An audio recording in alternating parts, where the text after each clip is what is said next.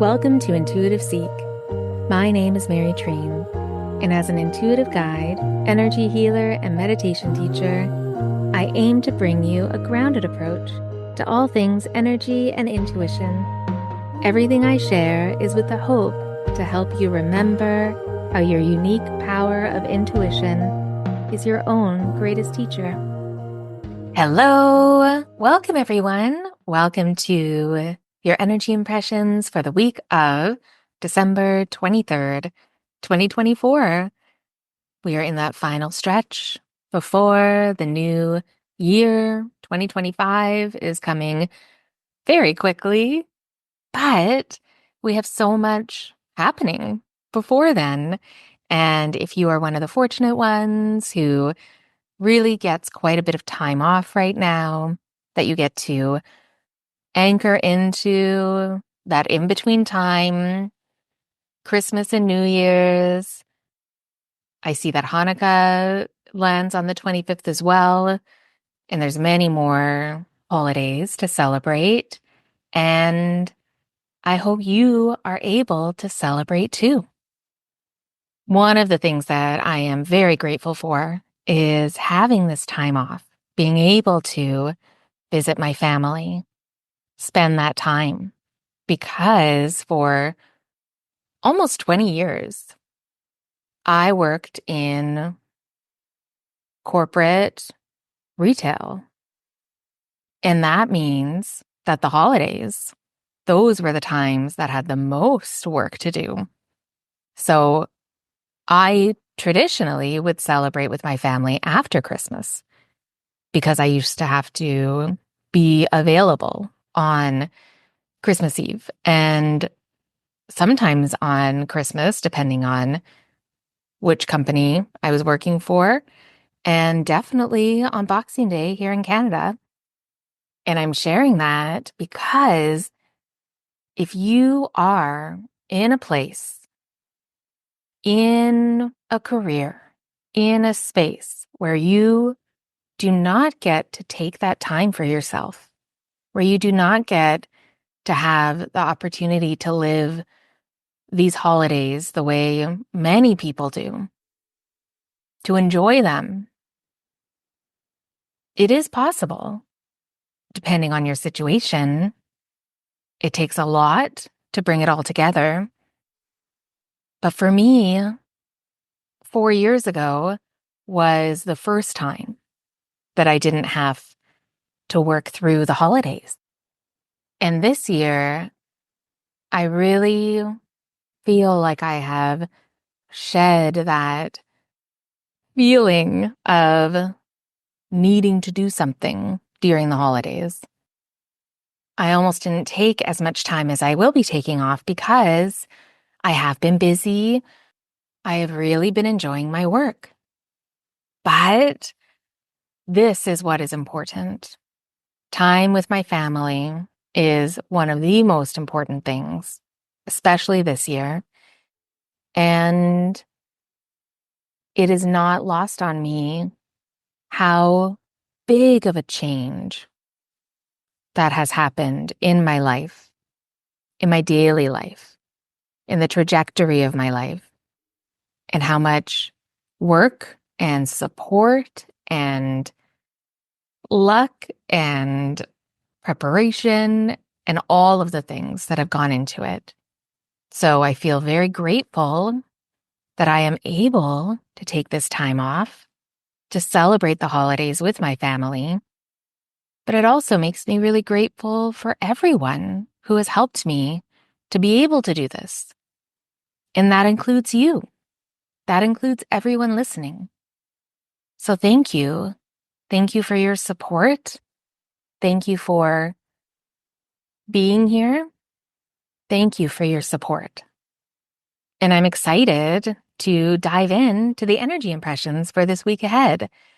Now, if this is the first time listening, welcome, and welcome back to everyone who has listened before. In these energy impressions, I go into a nice meditation with the intention to receive any insight, guidance, any impressions that my intuition can share with me that may help you and me remember what we may need to know so that we can move through this week with more clarity, more guidance, and more intention. So I'll share the insight of what I experienced during my meditation, and then I'll share the animal energy that came through as well. And then I share some questions, some soul intuitive questions that you can use as journal prompts or answer in a voice note to yourself or even just think about. But the questions at the end are a way for you to focus in on an intention or what you may need to remember about this week. So this week is an extension of last week. If you listened to last week, a big energy was grounding, moving from the air, head in the clouds, and landing in place, getting grounded, coming back to reality and maybe a new reality, really being in the present. And the extension that I experienced in my meditation was that same scene of being grounded, landing in the present. But it was all about shifting. So the experience that I was feeling was that this week, we're really getting comfortable. We're moving and shifting and opening up and changing and moving every kind of little aspect of our bodies and being in a way that is more focused than before. Paying attention to all the parts of us that are not comfortable. Paying attention to where we are feeling uncomfortable. And this felt like we are preparing our energy for creating what we desire in 2025. And getting comfortable now did not feel like resigning and not focusing on the future. But it felt like being comfortable in what we find ourselves with, what we find ourselves without, and where we find ourselves. So not only seeing what we don't have, but really paying attention to what we do have. Caring for the parts of us that may feel uncomfortable, and then paying attention to what that discomfort is. What is attached to that discomfort? Is it fear or worry or insecurity or lack around your career or your money or your love or your family? And I guess it could also be another way of looking at being grateful for where you are, but knowing that you are in that in-between. And how can you be comfortable in that in-between? How can you care for the discomfort that you feel in that in-between state? And when you connect to what you are grateful for where you are now, it's not about faking it or putting on a positive spin. It's focusing on feeling truly comfortable with what you have and what you don't. That was the feeling of the message. That was the feeling in the guidance. That by landing here, where you are, that you can feel good where you are. This is the way to feel really good in the future. By feeling as good as you can be now, creates more space to feel really good about where you are not yet. That's how you can anchor or ground into the feeling of how good can it get? So this week, pay attention to how good you can feel, how comfortable in your skin and yourself and your situation and your circumstances. Even if it's a little bit more comfortable, this felt like it will help us in strides for this week. And then a big focus of the meditation was on the heart, on our heart space, on our tender heart, but also our open heart, on the power of the energy of our hearts. It's easy to forget. So this week, how can you pay more attention to your heart and how your heart impacts those around you? What does your heart need? How does your heart feel? How can your heart help others? When do you shield your heart or close your heart off? When do you open it? Paying attention as well to any pain or tension or discomfort in the left shoulder. The shoulder, the upper back, sometimes in the neck as well. This can be a signal that your heart needs care. So if that's you, you may also want to listen to my heart healing meditation, which is free. You can do it on my Insight Timer or here on the feed. I'll leave a link in the show notes. But this week can be very difficult for so many. It can bring up a lot of what we have lost, a lot of what our heart has not received, what our hearts have been through. So pay attention to your heart and the hearts of those around you.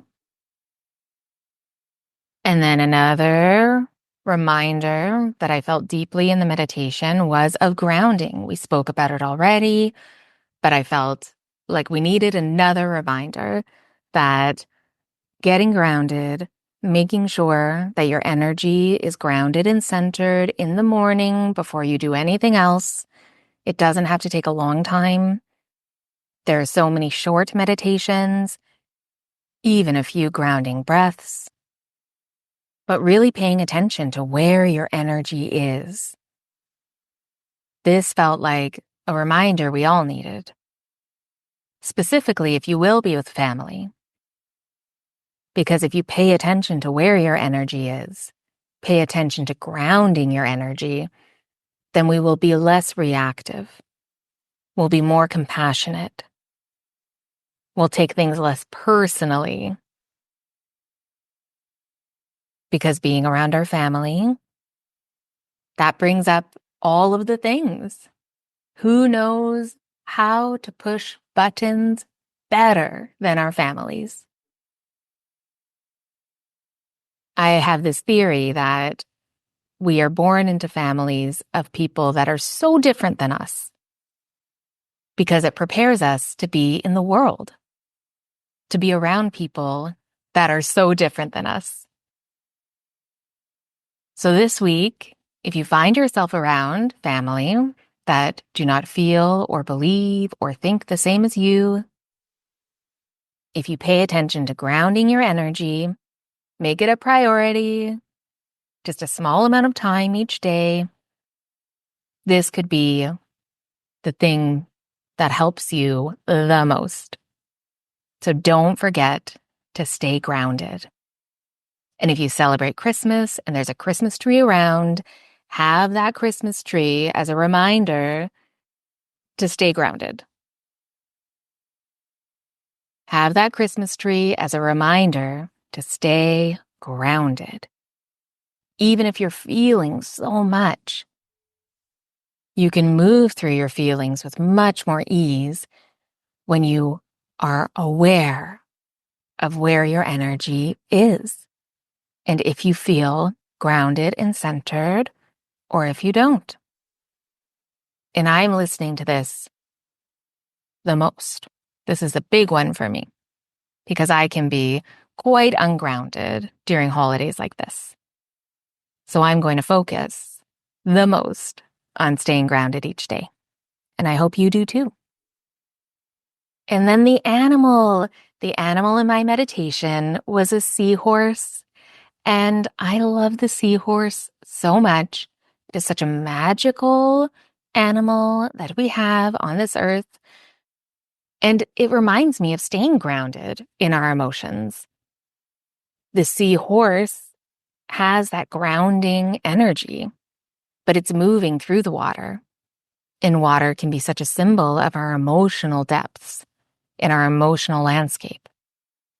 So right away, the seahorse is reminding us that by being grounded, we can move through our kind of fluctuations of emotion, which tends to happen around holidays. So allow the seahorse to help you with that. The seahorse also represents the energy of perseverance, focus, inner guidance, patience, guided solutions, flexibility, and a balance of energy. And I love the fact that in Rome and Greece, the seahorse was sacred to Poseidon and Neptune, the sea gods. So they were very powerful symbols for these gods. And one of the key notes of the seahorse because of this is of power and authority, but particularly in matters of emotion and intuition because of the water. So this is another reminder to take ownership over how you're feeling. Another cool fact is that the seahorse in Greek is also called the hippocampus, which means horse sea monster.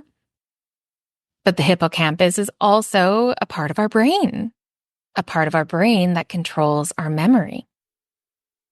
And it's also part of our limbic system, which helps to regulate our function, specifically our fight or flight responses. So another reminder to stay grounded and centered and focus on your nervous system and how you're feeling and where your energy is. And the seahorse can really remind us, with all of its symbolism, to pause, to make sure that we're having a perspective that is true, to make sure that we are not rushing to conclusions. That if we're looking for solutions, big or small, that we can pause and look within and receive that guided solution. The seahorse reminds me as well of acknowledging our fears, but allowing that fear to maybe guide us to a solution. Because if we connect to what we are afraid of, that offers us a really beautiful perspective that we may have missed before. Sometimes the fear that we have is actually a key that unlocks the door that we need to walk through. So the seahorse can remind us of that. And if you have never seen two seahorses move within the water as they are mating and together, it is so beautiful. So I encourage you, if you haven't seen it, look it up. And if you feel called, look at a seahorse and really feel into it. What does it remind you of? What does it make you feel? What does it inspire? And I bring up the image of the two seahorses because it does also remind me of partnership. Now, that could be romantic partnership, But that could also be the partnership of you and your intuition, and your imagination, and your creativity. There's so many different partnerships that we have in our life. So that also felt like a bit of an inspiration that could help us this week to fulfill our personal goals and maybe move in an unexpected direction in the new year. Maybe it's time to pause, get grounded, and look within for the solution that you've been waiting for. And remember, everything that I've shared is for you to take what resonates with you and leave everything that doesn't. Everything I shared is meant to help you connect to your intuition, to what you already know, a space for you to remember. So let's get into a few intuitive questions that may help you connect to that remembering a bit more. So you can answer all of these, none of them, one or two. Really trust what you feel resonates with you. So one question you could ask in a journal, in a voice note to yourself, or just to think about if you're going on a walk or driving for a long distance, ponder with these questions. Okay, so the first one could be, describe a recent time when you felt uncomfortable.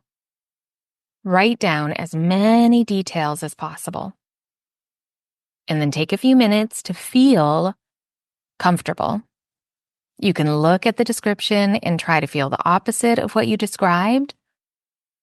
But this is an exercise to connect with your emotional landscape, with your emotional energy, but in a different way. So really pay attention to any insights as you move from uncomfortable to comfortable. What do you learn? And number 2, a question you could ask yourself, what does your heart need?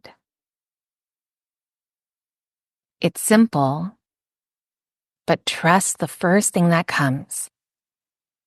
And then maybe start to write or answer, how can you honor the request? How can you honor what your heart needs? And then a third question could be, write down, I am open to guided solutions for, and then write down the first thing that comes, the first thing that you would love to have a solution for. It may be a problem, but it could also be a conflict or a situation that just needs a solution. It may be small or big, but again, just trust what comes. Write down, I am open to guided solutions for, or say to yourself, I am open to guided solutions for, and see what comes. See what solution you are opened up to that is already there, waiting for you to remember. And then a final question could be, inspired by the seahorse, to tap into your visual memory to help hone your intuition. So ask your intuition to show you a memory in your mind's eye. And then detail every inch of the memory, the sights, the sounds, the feelings, the scents, anything and everything that comes. And if you've never done something like this, I really encourage you to try. And then pay attention afterwards to how active your intuition becomes. This is a great exercise to really hone the language of your intuition. So I hope these energy impressions, some, a few, or all, help to inspire you and connect to your inner guidance, your intuition for the week ahead. So thank you again so much for listening to this episode of Intuitive Seek. I always love to hear if you resonated with the energy that I'm feeling and moving through. And if you have any thoughts or questions, please send me a message through my website, treenlight.com, or through my Instagram at treenlight.healing. And if you're curious about working with me or how I can support you, go to the links in the show notes and you'll see where you can click and explore all the ways that I'm working in the world. And hugely appreciated if you subscribe or follow this podcast wherever you get your podcasts, because sharing it with a friend, subscribing, following, leaving a review, these are all amazing ways to offer support, but also help other people find it. So thank you again. Merry Christmas. Happy holidays. Be kind to yourself, and I'll talk to you next week.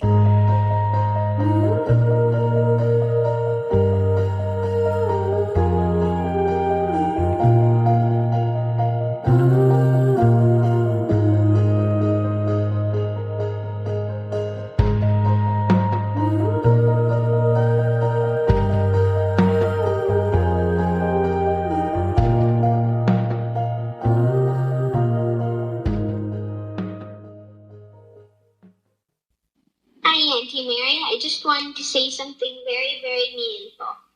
Cat.